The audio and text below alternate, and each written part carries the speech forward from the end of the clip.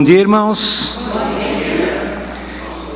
Dando continuidade aos nossos estudos do Novo Testamento, nós vimos na semana retrasada Atos dos Apóstolos, e na sequência nós vamos ver a carta aos Romanos do apóstolo Paulo. Na verdade é o seguinte, irmãos, eu vou dar uma visão panorâmica, mesmo porque a carta aos Romanos, ela estabelece as colunas do cristianismo. Então aqui tudo a respeito de justificação, de regeneração, de santificação, tudo que é relacionado à graça está aqui. Então seria muita pretensão eu querer em meia hora apresentar todo esse conteúdo. Nós vamos dar uma amostra grátis, né? É como nós vamos ao mercado, às vezes tem um produto que eles vão lançar, então eles dão aquele pedacinho assim só para sentir um pouquinho como que é. E eu coloquei, os irmãos estão vendo, tem diversos versículos, mas claro que nós não vamos ler estes versículos na íntegra. É para que depois em casa os irmãos possam estudar melhor, tá bom? Então, qual que é o tema central da carta aos Romanos? Doutrina da justificação pela fé em Jesus Cristo, e não pela obediência à lei de Moisés. Aqui eu fiz um pequeno questionário para dar respostas bem objetivas. Quando foi escrita? 57 anos depois de Cristo. Quem a escreveu? Tércio. É interessante que a carta foi, digamos assim, inspirada pelo Espírito Santo e falada por Paulo. Mas, nas pesquisas que nós fizemos, nós sabemos que pelos estudos, que provavelmente Paulo ele tinha um problema visual. Aqui não se sabe se nesse momento ele estava com algum problema assim mais grave na vista e pediu para que Tércio escrevesse para ele. Em algumas passagens, inclusive, ele diz: veja como grandes letras eu vos escrevo, né? Então não se sabe exatamente, ou se ele estava preso e não podia, tinha só uma comunicação assim, mas não tão próxima. Então por isso que foi Tércio que escreveu. Para quem? Para os cristãos que moravam na cidade de Roma, capital do Império. Aqui, inclusive embaixo está escrito assim: como nasceu essa igreja? Porque não foi Paulo que plantou essa igreja, e também não foi Pedro que plantou essa igreja. Então esses cristãos, eles foram oriundos do dia de Pentecostes. Os irmãos se lembram que na descida do Espírito Santo houve aquele manifestar de línguas, e de acordo à língua de cada nação que estava, os povos reunidos lá, foi anunciado os mistérios de Deus e assim por diante.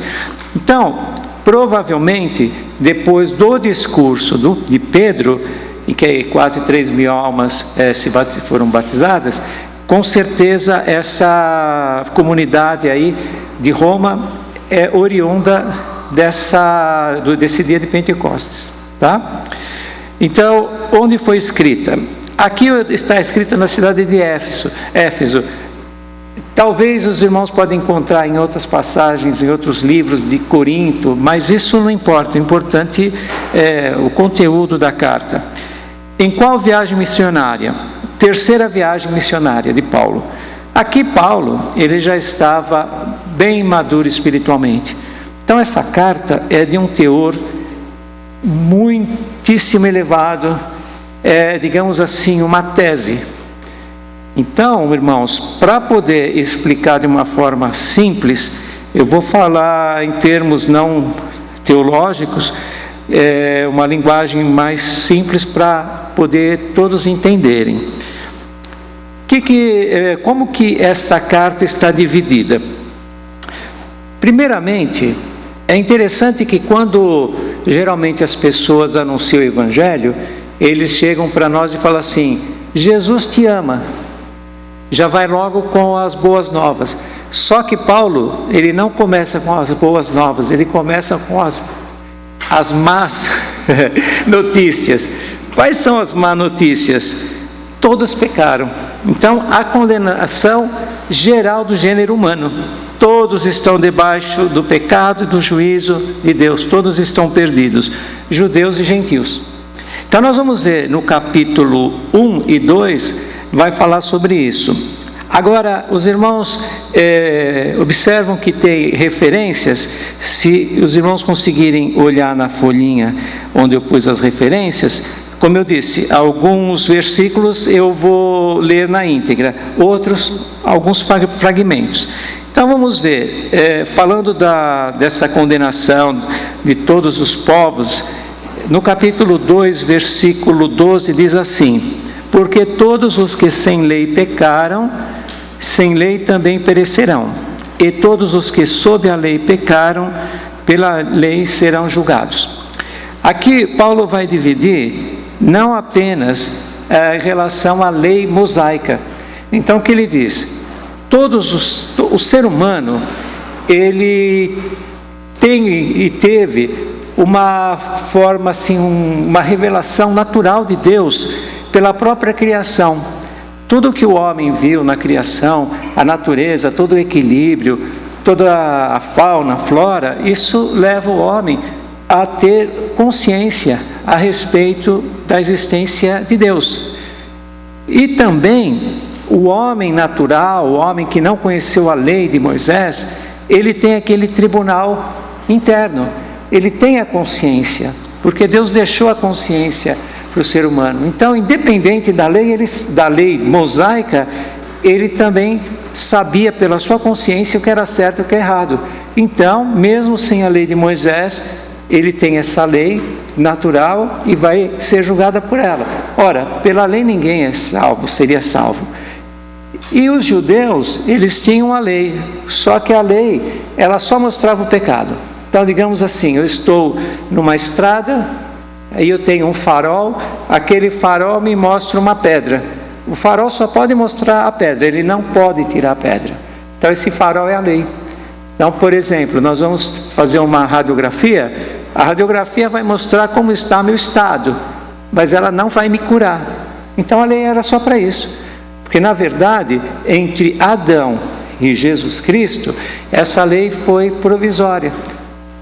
E, ao mesmo tempo, a lei faz com que o homem possa se conscientizar de quão pecador ele é. Quanto mais conhecimento da lei, mais ele tem conhecimento das suas misérias e do seu pecado. Agora, seguindo, privilégio dos judeus e a justiça de Deus. Aqui são dois temas. No privilégio dos judeus, Romanos capítulo 3, os irmãos podem seguir lá, versículo 1 e 2. Então diz assim: qual é logo a vantagem do judeu? Ou qual a utilidade da circuncisão? Muita, em toda maneira, porque primeiramente as palavras de Deus lhe foram confiadas.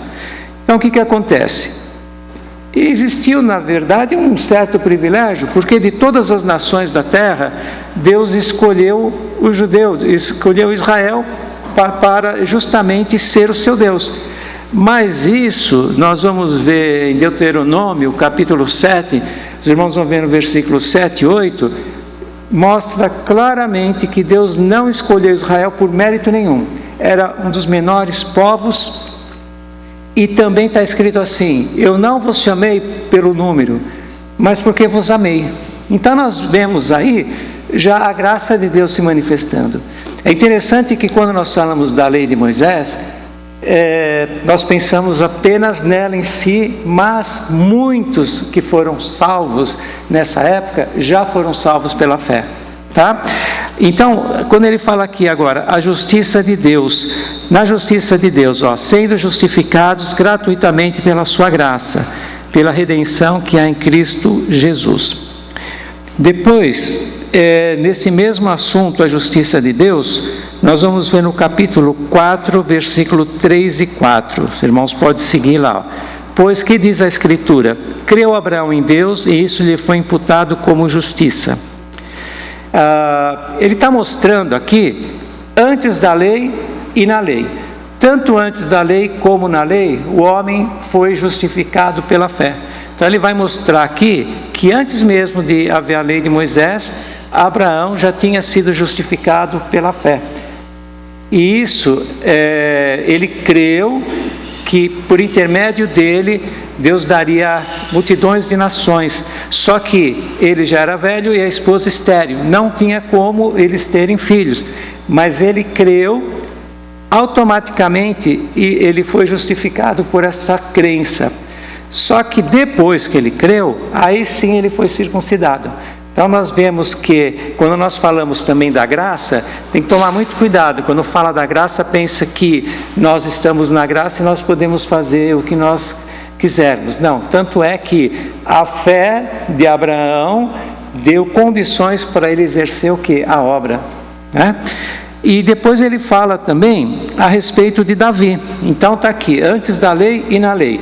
Davi, os irmãos sabem que ele teve 2 pecados gravíssimos.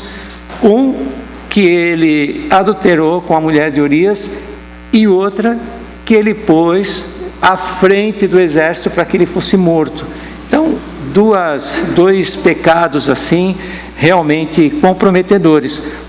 Mas, se os irmãos olharem aqui no versículo 6 a 8, está escrito assim: assim também Davi declara bem-aventurado, ele está tirando dos Salmos isso, o homem a quem Deus imputa a justiça sem as obras, dizendo: bem-aventurados aqueles cujas maldades são perdoadas e cujos pecados são cobertos. Bem-aventurado o homem a quem o Senhor não imputa o pecado. Ou seja, se fosse realmente pela lei, ele seria morto, ele não teria como ser justificado. Mas na humilhação dele, e também o Davi, ele já tinha dentro de si a ciência em relação ao Messias.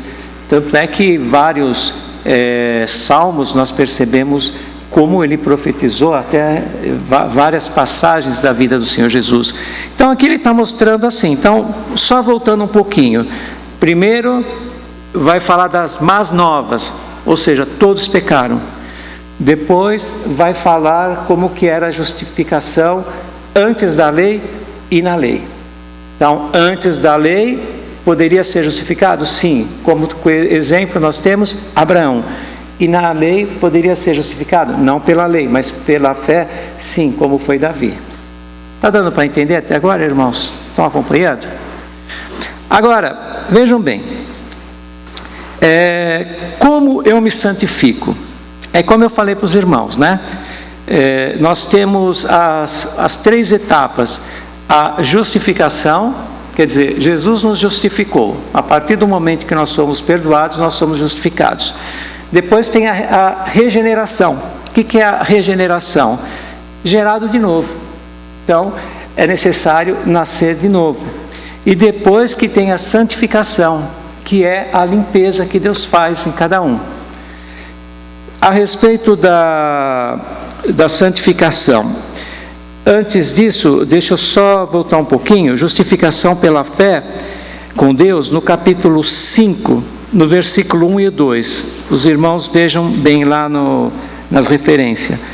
Sendo, pois, justificados pela fé, temos paz com Deus, por nosso Senhor Jesus Cristo, pelo qual também temos entrada pela fé a esta graça, na qual estamos firmes e nos gloriamos na esperança da glória de Deus. Então ele deixa bem claro que esta paz, é interessante que quando o Senhor Jesus fala que deixo-vos a paz, a minha paz vos dou, não é aquela paz que é aquela vida tranquila, depois que eu aceitei Jesus, minha vida é uma tranquilidade, é uma paz. Não, é o contrário, vem muitas guerras, muitas vezes. Mas qual que é essa paz? A paz com Deus. Estávamos separados de Deus.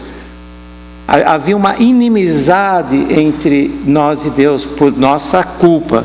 Então, quando fala a respeito da paz, é nesse sentido, tá? Não é aquela paz que muitas vezes é pregado por aí, que você aceitou Jesus, então a tua vida vai mudar, a tua vida material, você vai ser feliz, a tua casa vai dar tudo certo na tua vida. Não é nada disso, tá?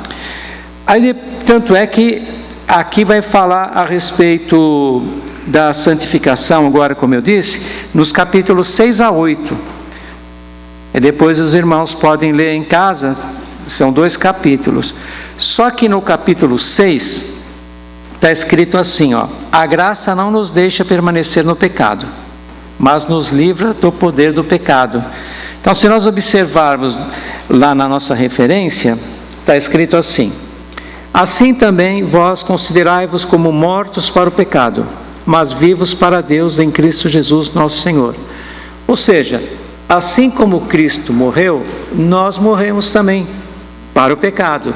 Assim como Cristo ressuscitou, nós ressuscitamos em novidade de vida. Tá? Então é assim, a graça não deixa nós permanecermos no pecado. O justo, ele é justo porque é justificado, mas não que ele não tenha pecado, que todos nós pecamos todos os dias.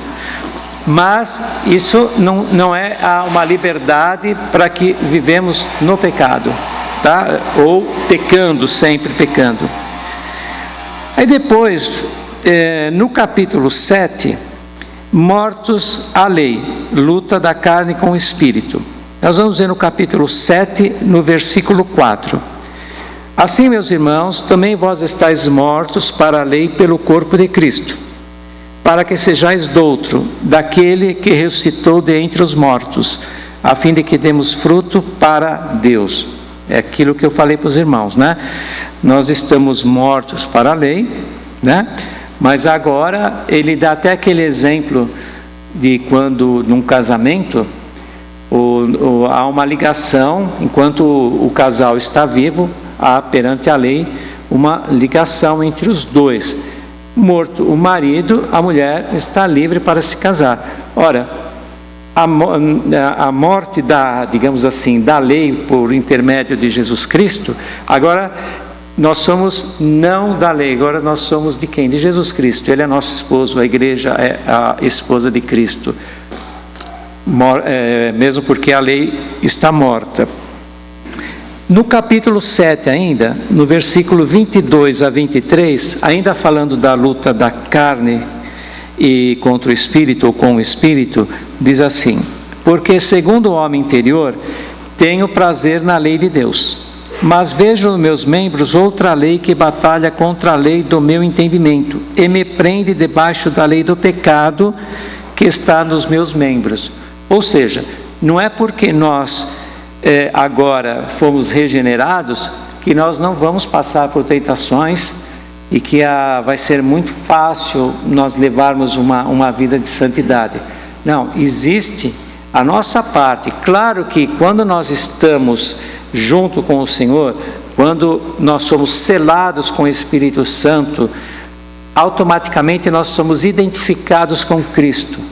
E o Espírito Santo nos capacita para a santificação, mas tem a nossa parte, né? Geralmente, vou entrar num parênteses, os calvinistas acham que tudo, até a santificação, até o pecado, tudo vem de Deus. Não, a nossa santificação é a parte que nos convém. Então é assim, digamos, uma pessoa tem o potencial para tocar um certo instrumento, mas se ela não for estudar aquele instrumento, ela nunca vai tocar. Então, a mesma coisa, nós temos o potencial, que é o Espírito Santo dentro de nós, que nos santifica, mas convém a nós buscar sempre a prática das boas obras, tá? Tanto é que no capítulo 8, vejam bem, a nova vida debaixo da graça. Aqui não veio a referência, irmãos, mas se os irmãos olharem, essa parte que está no versículo, no capítulo 8, olhem lá na referência, no versículo 31, 38 e 39. Aqui ele vai dizer o seguinte: cântico de vitória, Deus é por nós. A mesma coisa que nós havíamos falado antes. Deus é por nós? Então a minha vida vai ser maravilhosa, eu vou ter vitórias, vou ter prosperidade. Não, Deus é por nós porque agora aquela inimizade por causa do pecado foi desfeita. Deus é por nós, quem será contra nós? É o que ele vai explicar aqui. Então vejam bem, que diremos pois a estas coisas? Se Deus é por nós, quem será contra nós? Porque estou certo de que nem a morte, nem a vida, nem os anjos, nem os principados, nem as potestades, nem o presente, nem o porvir, nem a altura, nem a profundidade, nem alguma outra criatura nos poderá separar do amor de Deus que está em Cristo Jesus, nosso Senhor. Ou seja, a partir do momento que nós somos justificados por Cristo, automaticamente nós não vamos perder a salvação, salvo o erro, salva-se uma apostasia, mas nós não vamos perder a salvação.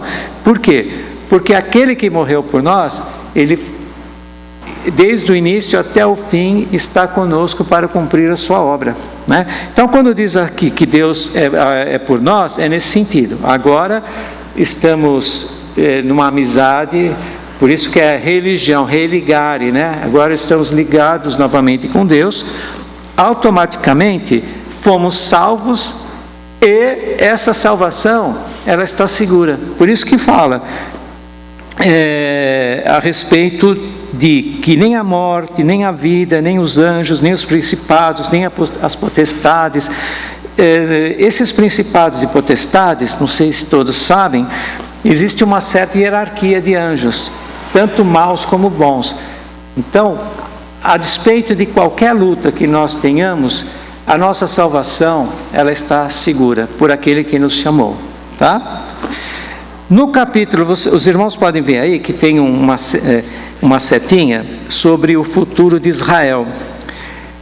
Então é assim, o apóstolo Paulo, ele falou já a respeito daqueles que estavam sem lei, depois ele falou daqueles que estavam na lei, ele falou da justificação desses que não tinham lei, mas tinha a lei natural, depois falou da justificação daqueles que estavam na lei, mas não foram justificados por ela, e sim pela fé.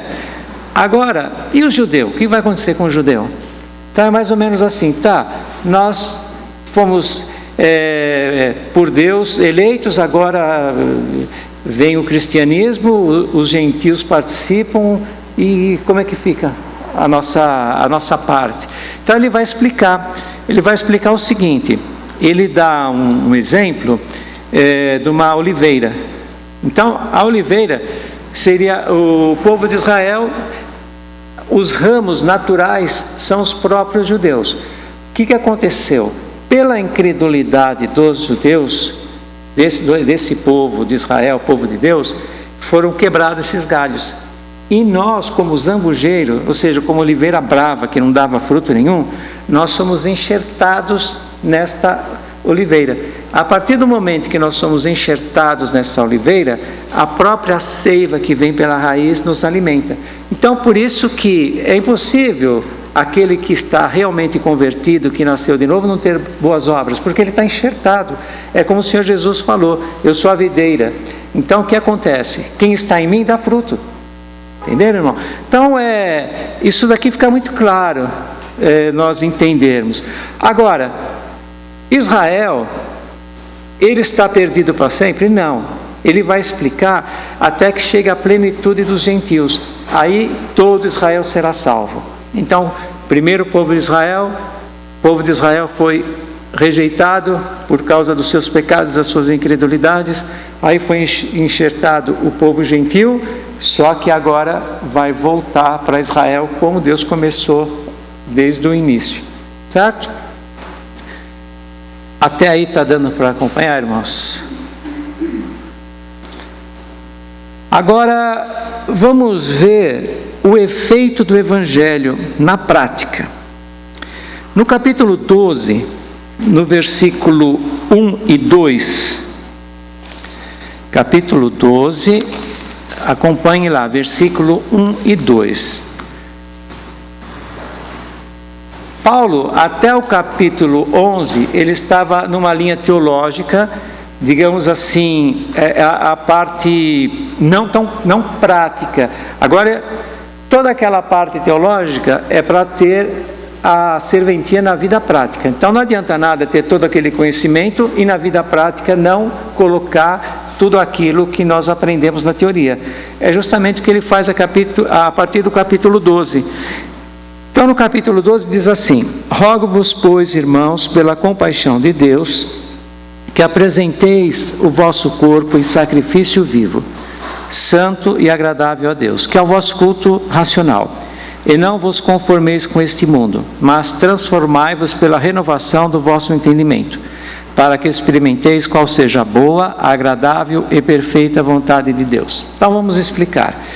Quando ele fala assim: apresenteis o vosso corpo ou os vossos corpos em sacrifício vivo, porque no passado o povo de Israel, para que o pecado fosse coberto, o que eles faziam? Eles ofereciam um animal, só que esse animal, para que fosse vertido o sangue, ele tinha que ser morto. Então eles ofereciam um sacrifício vivo, mas que depois morria. Só que agora o que ele faz? Rogo-vos que apresenteis o vosso corpo em sacrifício vivo. Ou seja, agora aqui dentro de nós temos culto todos os dias aqui, porque nós somos templo do Espírito Santo. E a partir desse momento, nós não vamos oferecer um corpo de animal para verter o seu sangue e para cobrir nossos pecados. Não, nós somos o templo do Espírito Santo e o nosso próprio corpo é um sacrifício vivo. Aí ele diz assim: e não vos conformeis com este mundo, ou seja, não ficar na forma do mundo. Então o que acontece? É interessante que muitas denominações querem trazer o mundo para dentro da igreja. Então é aquela, como é que fala? Balada gospel, festa junina gospel, é uma coisa assim absurda. Então o que eles fazem? Em vez de nós não nos conformarmos com o mundo, ou seja, ter a forma do Evangelho, faz justamente o contrário, traz o mundo para a igreja. Não, o que ele está dizendo é o seguinte: nós temos que estar na forma, renovando o nosso entendimento. Então o que acontece? Não é de lá, eu não vou de acordo à cosmovisão das pessoas que não conhecem a Deus, olhar a Bíblia e falar: mas aqui não está batendo. Ao contrário, eu vou pegar a partir das Escrituras e julgar aquilo que está no mundo. Entenderam? Então o que ele fala é isso: nós temos que estar nessa forma, ou seja, não vos conformeis com este mundo. Então o que acontece? Essa carta, ela é super atual e vai ser sempre atual, tá? Não pode haver essa conformação com o mundo, com as coisas do mundo, porque nós somos nova criatura, fomos regenerados, estamos no corpo de Cristo. Agora, no submissão à autoridade, no capítulo 13, no versículo 1 e 2. Toda alma esteja sujeita às autoridades superiores, porque não há autoridade que não venha de Deus, e as autoridades que há foram ordenadas por Deus. Por isso, quem resiste à autoridade resiste à ordenação de Deus, e os que resistem trarão sobre si mesmos a condenação. Muito bem, então ele falou a respeito da nossa vida debaixo da graça, falou como que nós temos que nos portar no mundo, e agora ele está falando em relação às autoridades. Nós temos que obedecer às autoridades? Sim, até onde ela não contraria a lei de Deus. Então vai chegar um momento, não sabemos quando, que vai ser difícil pregar. Por quê? Porque aquilo que for pregado vai ser contra a lei do homem. Mas como que nós vamos fazer? Nós vamos ser tímidos e não pregar a palavra de Deus e fazer com que o mundo entre para a igreja? Não. Então, esperemos perseguição. Não tem como. Aliás, já temos, né? Eu tenho percebido muita resistência. Eu trabalho, os irmãos sabem, com jovens do 6º ano até o 3º médio. As crianças e os jovens já têm uma visão relativista das coisas. É interessante isso. Na minha época, não existia, faz muito tempo, né? Mas não existia isso. Mas agora, eles já têm uma visão relativista, porque eles nasceram numa época do relativismo. Então imaginem como que nós vamos chegar até essas pessoas. Por isso que não pode anunciar o Evangelho. Jesus te ama. Não, primeiro vai anunciar as más novas. Você está no pecado, quem está no pecado não terá salvação. E aí depois vai, como é que eu faço para sair dessa encruzilhada? Aí sim você tem que se entregar a Cristo. Depois fala sobre tolerância para com os fracos na fé. No capítulo 14, verso 13. Assim que não nos julguemos mais uns aos outros, antes seja o vosso propósito não pôr tropeço ou escândalo ao irmão. O que ele está dizendo aqui é o seguinte, irmãos. Nessa comunidade existiam os judeus convertidos ou os prosélitos convertidos. Prosélitos é aqueles que não eram do povo de Deus, mas se converteram ao judaísmo. O que acontecia era o seguinte: quando misturava esse povo, então você tinha prosélitos, que é aqueles que se converteram primeiro ao judaísmo e depois ao cristianismo. Aí tinha os judeus que guardavam o quê? Eles guardavam a circuncisão, dietas religiosas, calendário. Então o que acontecia? Quando reunia o povo de Deus que conheceu o Evangelho, que tem aquela liberdade dos filhos de Deus, então nós não guardamos a circuncisão, os calendários judaicos, as dietas religiosas. Só que nessa transição existiam muitos judeus que eram convertidos, mas ainda tinha aquele ranço do judaísmo. Então o que Paulo fala? Para que haja uma convivência, aquele que guarda o dia, o Senhor guarda, aquele que faz a acepção de alimentos. Por quê? Para que não houvesse, eu não posso da minha liberdade chegar para uma pessoa e deixar com que a consciência dela seja ferida. Por exemplo, dar mau testemunho não é eu fazer uma coisa que ele acha errado. Dar mau testemunho aqui, da forma que o apóstolo Paulo fala, é o seguinte: eu chego para um irmão e falo, olha, você pode comer carne de porco, sim, agora não tem problema.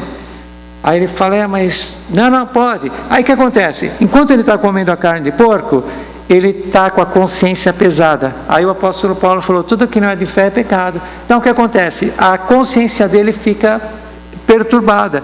Então o apóstolo Paulo disse o seguinte: não vamos pôr tropeço em ninguém. Vamos saber conviver com esse povo. Aos pouquinhos Deus vai fazendo a obra. Por quê? Porque nós somos uma comunidade, então vamos ter tolerância com os fracos na fé. Fracos na fé eram esses daí, tá? No capítulo 15, Cristo nos dá o exemplo da abnegação. Então, no capítulo 15, no versículo 2 e 3, portanto, cada um de nós agrade ao seu próximo no que é bom para a edificação.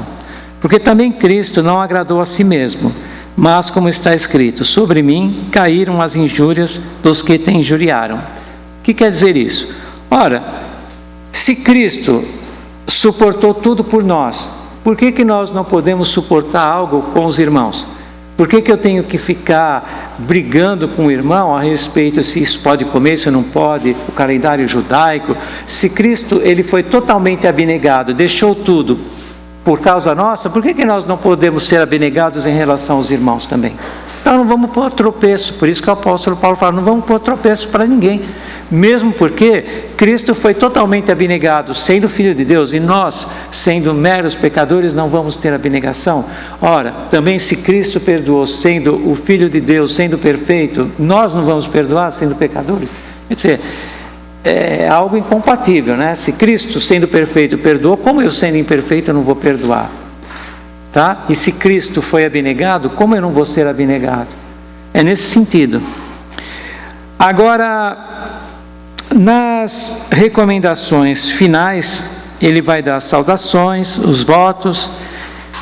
Então vejam só, antes ele diz assim, capítulo 16, versículo 17 e 18: rogo-vos, irmãos, que noteis os que promovem dissensões e escândalos contra a doutrina que aprendeste. Desviai-vos deles. Ou seja, tinha aqueles judaizantes que eles queriam misturar o evangelho com o judaísmo. Automaticamente havia uma confusão. Então ele diz assim: aqueles que promovem dissensões e escândalos, desvia deles. Porque só vai ter contenda, não vai chegar a lugar nenhum. E não é para isso que Cristo nos chamou. Porque os tais não servem a nosso Senhor Jesus Cristo, mas ao seu ventre, e com suaves palavras e lisonjas enganam o coração dos simples. Né? Então ele diz o seguinte, também aqui em relação à convivência. Ele faz diversas saudações, né? Toda aqueles irmãos que ele conhecia.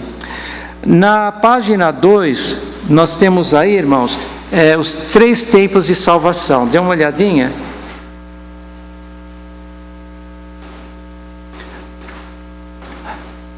No passado, justificação, salvação da penalidade do pecado.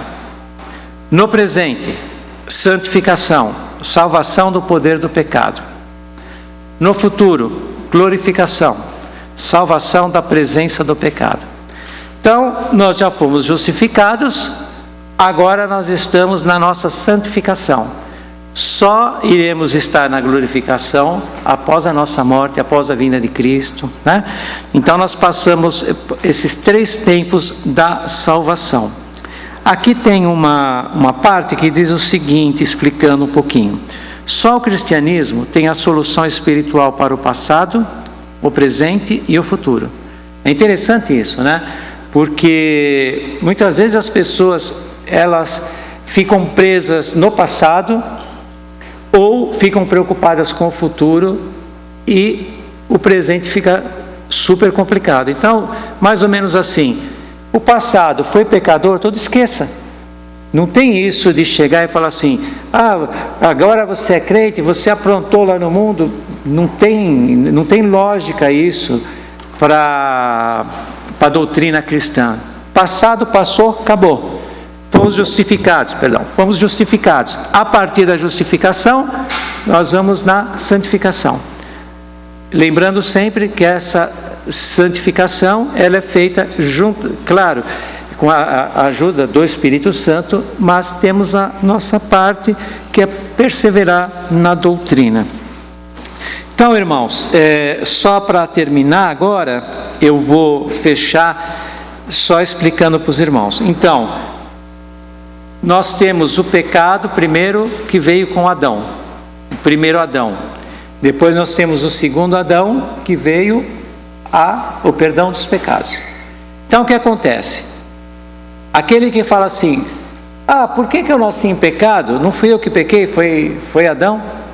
Mas não foi você também que morreu na cruz para ser justificado?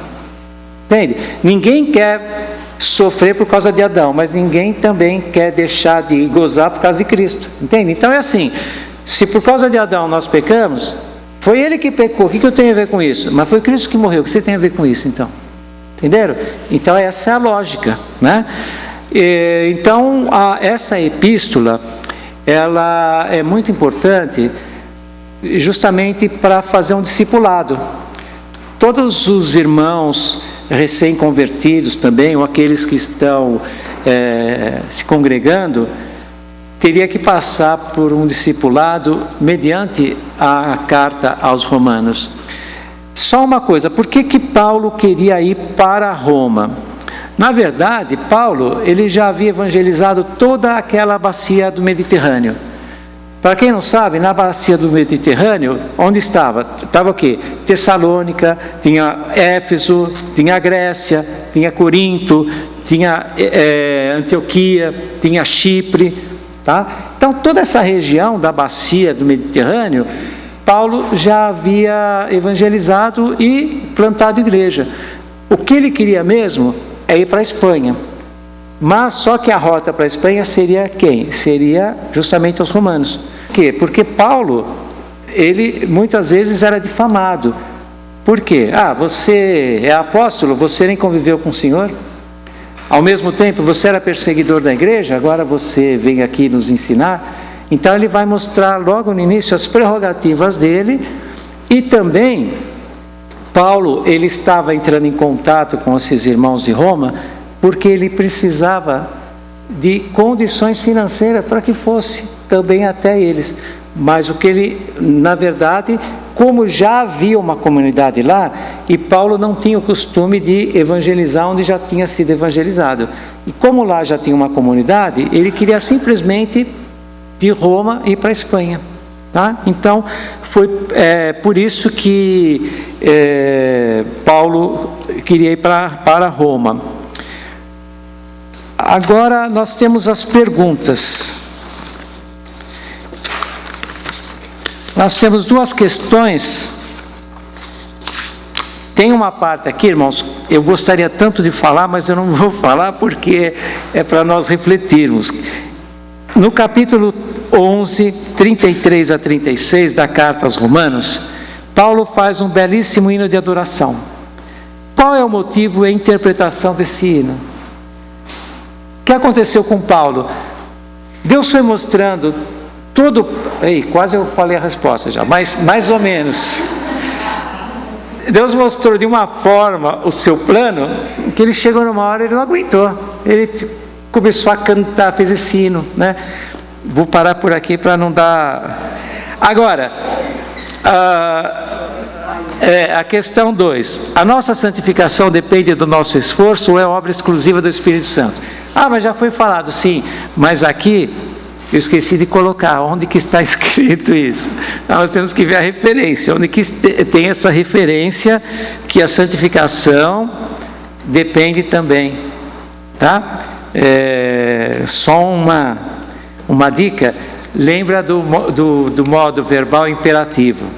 Aí os irmãos vão ter uma noção da resposta.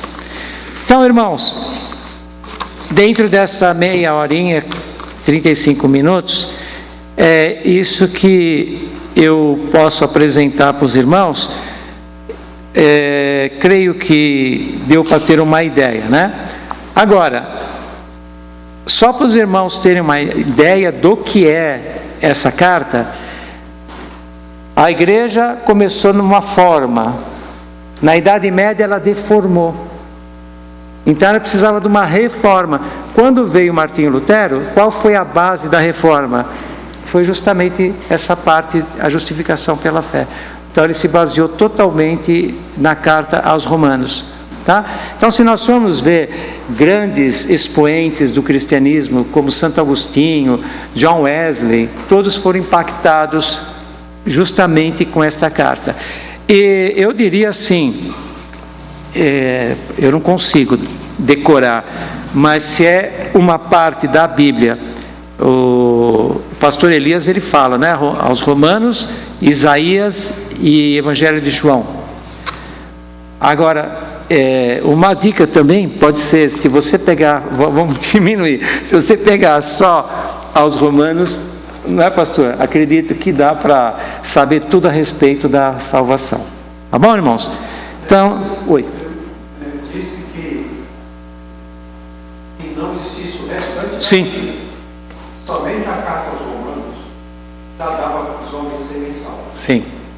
Só Romanos, aprimorando o João e Isaías. A Bíblia não faz falta para salvação. Sim, para salvação.